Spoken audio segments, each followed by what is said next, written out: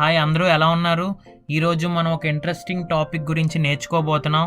అదే stock market అంటే ఏంటి, ఎలా పనిచేస్తుంది, అందులో మనం ఎలా ఇన్వెస్ట్ చేయొచ్చు.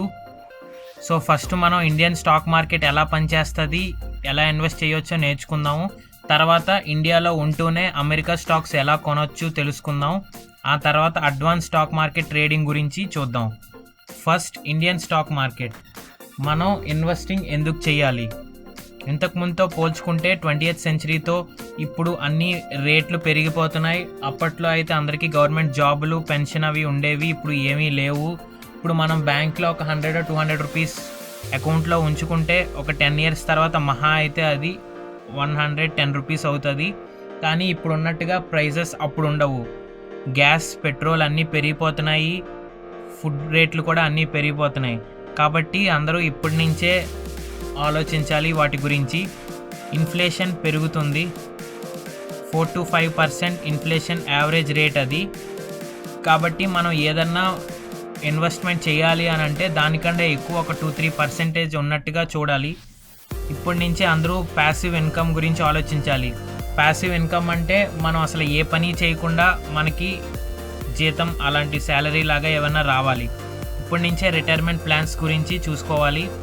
మనకి ఇన్వెస్ట్మెంట్లో చాలా టైప్స్ ఉన్నాయి. గోల్డ్, మనం బంగారం కొనొచ్చు. ఇంతకుముందు 1 గ్రామ్ బంగారం 3,000 అలా ఉండేది. ఇప్పుడు 5,200కి అలా వెళ్ళింది. రియల్ ఎస్టేట్, ఇంతకుముందుతో పోల్చుకుంటే రేట్లు బాగా పెరుగుతున్నాయి. కానీ ఈ రెండు ఏది చేయాలన్నా మినిమం గోల్డ్కి ఒక 5,000, రియల్ ఎస్టేట్కి ఒక 10-20 lakhs ఉండాలి.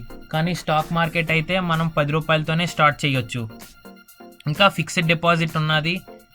అదైతే మనకి ఒక పర్సెంటేజ్ మనకి ఇస్తారు బ్యాంకు వాళ్ళు. మనం పెట్టిన అమౌంట్కి 6%, 7% అలాగ 1 year 2 yearsలో. గవర్నమెంట్ బాండ్స్, ఇది సేఫెస్ట్ ఇన్వెస్ట్మెంటే. ఇదైతే మీకు ఇయర్కి 5%, 6% అది బాండ్ బట్టి ఉంటుంది. ఒక 5 years 10 yearsకి గవర్నమెంట్ మీకు ఇస్తుంటుంది. మ్యూచువల్ ఫండ్స్, ఇవైతే వాళ్ళే మొత్తం అంతా చూసుకుంటారు. మనకి ఏ కంపెనీలో ఇన్వెస్ట్ చేస్తున్నారా, ఏ కంపెనీలోంచి తీస్తున్నారా అని చెప్పి. అందులో మనకి మనం చేయాల్సింది ఏమీ ఉండదు. వాళ్ళే మొత్తం చూసుకుంటారు. దానికి వాళ్ళు కొంత పర్సెంటేజ్ ప్రాఫిట్లో తీసుకొని మనకి మన టర్మ్ అయిపోగానే మన ప్రాఫిట్ మనకి ఇస్తారు. సేవింగ్స్ అకౌంట్, అందరూ చాలామంది ఎప్పటికైనా మనీ యూజ్ అవుతుంది కదా అని సేవింగ్స్ అకౌంట్లో ఉంచేస్తారు. అందులో అయితే జస్ట్ 2-3% ఇంట్రెస్ట్ వస్తుంది.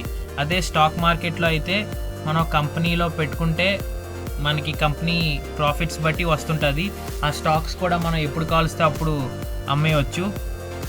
లాస్ట్ 15 yearsలో మన stock market Nifty average returns అయితే 12.8%. అదే అమెరికన్ స్టాక్ ఎక్స్చేంజ్ S&P 500లో అయితే 10%. సో ఈ ఇన్ఫ్లేషన్ 4-5% కన్నా ఇది డబల్లో ఉన్నది.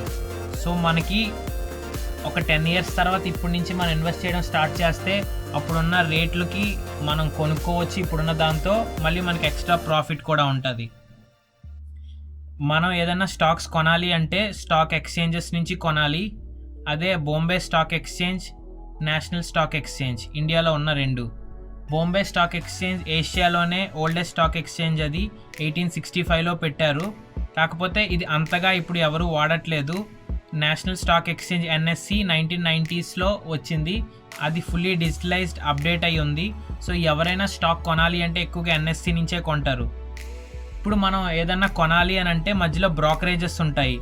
సో వాళ్ళ దగ్గర మనం అకౌంట్ ఓపెన్ చేసుకొని అందులోంచి కొనుక్కోవాలి. మనకి ఇండియాలో చాలా ఉన్నాయి ప్రైవేట్వి. అందులో కొన్ని జెరోదా, అప్స్టాక్స్, గ్రో అవి ఉన్నాయి. నార్మల్గా బ్యాంక్ అకౌంట్స్ ఉన్న వాళ్ళకి బ్యాంక్ వాళ్ళే చాలామంది ఇస్తుంటారు ఎక్స్చేంజెస్. మేము కూడా ఉన్నాయి మా దగ్గర, వాడుకోండి బ్రోకరేజెస్ అని. కాకపోతే వాళ్ళ దగ్గర ప్రతి స్టాక్ కొన్నదానికి అమ్మినందుకు మినిమం 10-20 రూపీస్ ఛార్జెస్ పడుతుంటాయి. అదే ఈ బ్రోకరేజెస్ అయితే 0 charges. సో ఇవి యూస్ చేస్తే చాలా అడ్వాంటేజ్ ఉంటుంది. ఇంకా డివిడెండ్స్, ఏదైనా స్టాక్ మీరు మినిమం 3 months కన్నా ఎక్కువ హోల్డ్ చేసుకొని ఉంచుకుంటే ఆ కంపెనీ వచ్చిన ప్రాఫిట్స్లో మీకు డివిడెండ్ ఇస్తుంటారు. అంటే ఒక కంపెనీ స్టాక్ ప్రైస్ 200-300 రూపీస్ అలా ఉంటే మీకు ప్రతి 3 monthsకి 10 రూపీస్, 15 రూపీస్ అలా వస్తుంటుంది.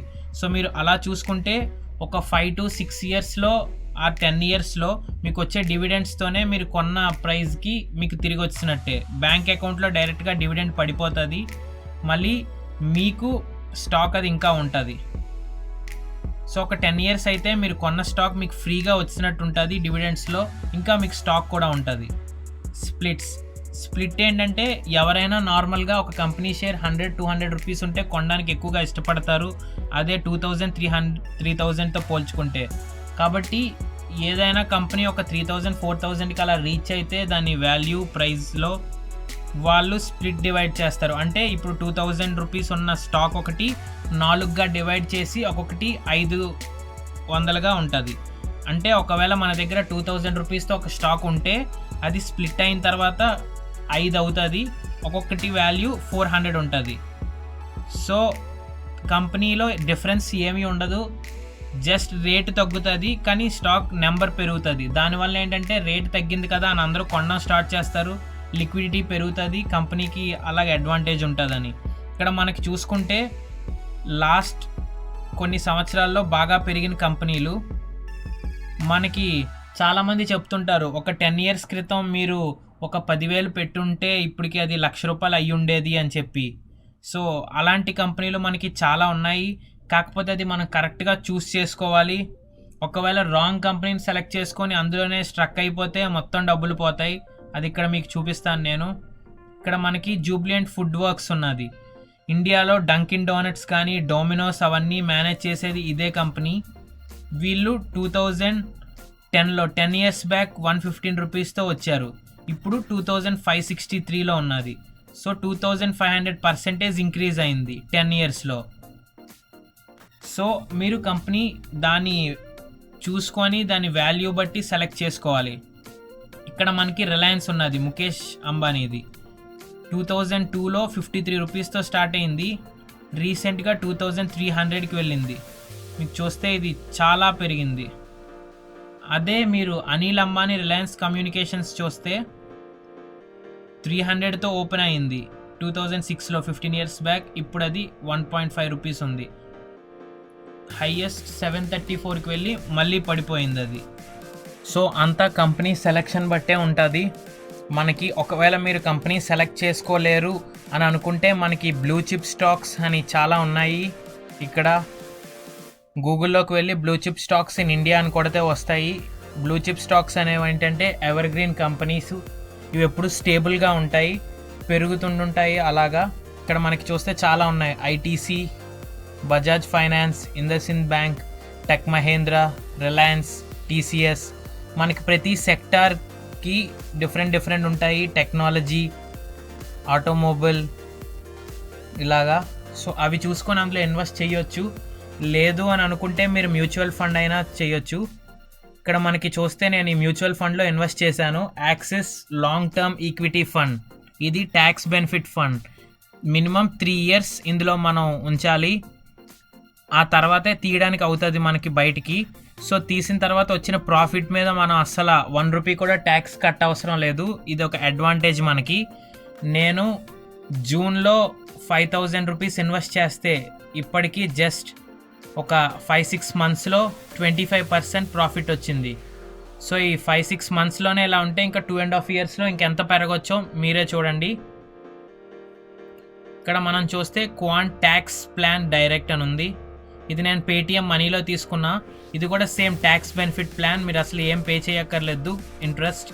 ఇది నేను జస్ట్ 4500 ఇన్వెస్ట్ చేశాను, కానీ 2000 వరకు రిటర్న్ వచ్చింది, 50%. ముందు దాంతో పోలిస్తే ఇది ఎక్కువ వచ్చింది. ఇక్కడ చూస్తే మీకు తెలుస్తుంది, నేను 3rd జూన్లో తీసుకున్నా. ఇది జస్ట్ 4500. ఇదేంటంటే మీకు 2 టైప్స్ ఉంటాయి ఇందులో, సిప్ అని, 1 టైం అని. సిప్ ఏంటంటే మీరు మంత్లీ 500, 1000, 2000 అలా ఇన్వెస్ట్ చేయొచ్చు. లేదు అంటే ఒకేసారి లంసమ్గా ఎంతో కొంత మీరు ఇలా ఇన్వెస్ట్ చేస్తే వాళ్ళే డిఫరెంట్ కంపెనీస్లో పెడతారు. ఇందులో మ్యూచువల్ ఫండ్లో 2 టైప్స్ ఉంటాయి, యాక్టివ్ అని, నార్మల్ ఒకటి. యాక్టివ్ ఏంటంటే ఎప్పుడన్నా కంపెనీలు తగ్గుతుంది పెరుగుతుంది అని ఏమైనా అలా తెలిస్తే వాళ్ళు అందులోంచి తీసి వేరే దాంట్లో పెట్టి మారుస్తుంటారు ఎప్పటికప్పుడు. సో అది మనకి చాలా యూజ్ అవుతుంటుంది. సో ఇప్పుడు సడన్గా యుఎస్లో ట్రంప్ ఓడిపోయి జో బైడెన్ వచ్చాడు. అది నార్మల్గా ఎవరు వస్తారని ఎక్కువ మంది ఎక్స్పెక్ట్ చేయలేదు. సో అలా మారినప్పుడు వరల్డ్లో చాలా మారుతుంటాయి. ఇప్పుడు జో బైడెన్ వచ్చిన తర్వాత cannabis stocks, electronic vehicle stocks పెరుగుతున్నాయి. సో అది వీళ్ళు పోర్ట్ఫోలియో మేనేజర్స్ ముందుగానే ప్రిడిక్ట్ చేసి ఆ కంపెనీలు మారుస్తుంటారు. సో ఇలాంటి వాటిలో పెట్టుకుంటే మనకి చాలా మంచిది.